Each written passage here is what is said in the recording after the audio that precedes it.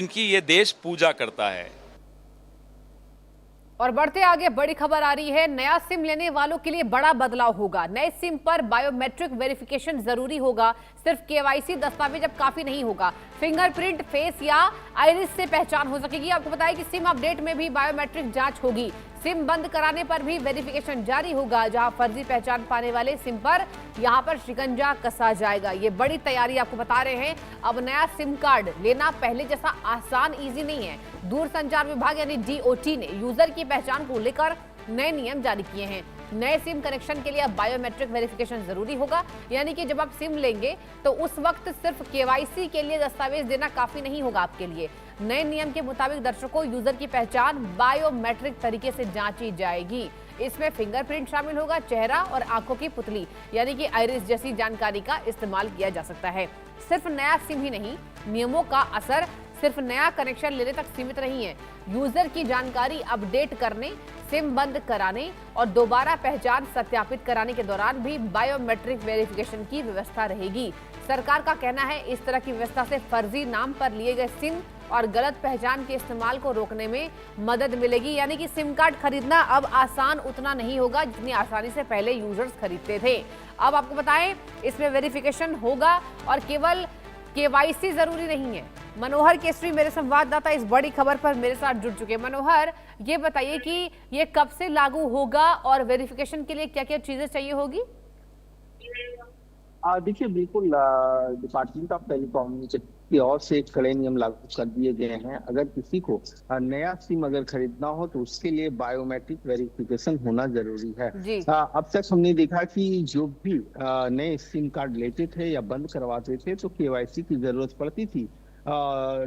Know your customer, तो सबसे बड़ी बात है कि उसके लिए हमें डॉक्यूमेंट्स देना होता था। कोई भी आधार कार्ड या फिर एड्रेस प्रूफ देना पड़ता था। लेकिन अब चीजें अलग कर दी गई है। नए नियम के मुताबिक अगर हम बात करें तो नए नियम के मुताबिक जो भी कस्टमर होगा जो नया सिम कार्ड लेना चाहता है तो उन्हें बायोमेट्रिक वेरिफिकेशन करना पड़ेगा।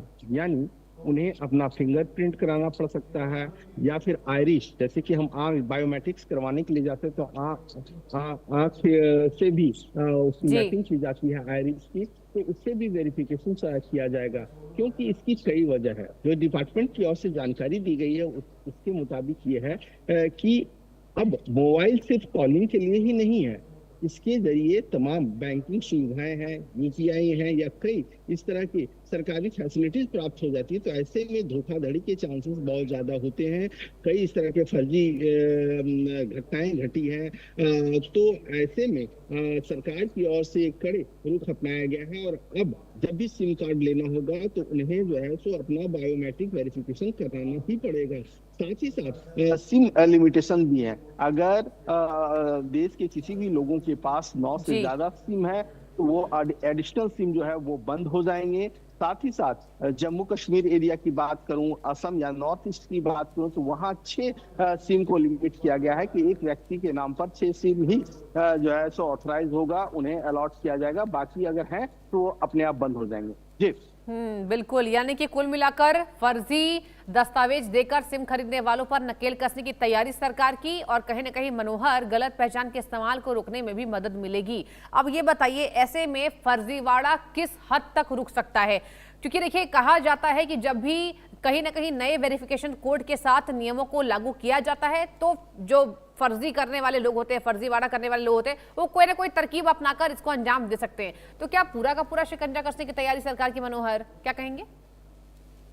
देखिए, बिल्कुल फर्जीवाड़ा पे जो है सो सरकार की ओर से पूरी तरह से शिकंजा कसना, उन्हें रोकना और आम लोगों को जो है सो एक डिजिटल सुविधा या सुरक्षा मुहैया कराना है। क्योंकि अब अगर हम दस्तावेज के साथ साथ मतलब केवाईसी के साथ साथ बायोमेट्रिक वेरिफिकेशन कराने के लिए जाना होगा तो आपको फिजिकली जाना पड़ेगा। ठीक है मनोहर, नजर बना के रखिए इस बड़ी खबर पर। बहुत शुक्रिया साझा करने के लिए जानकारी।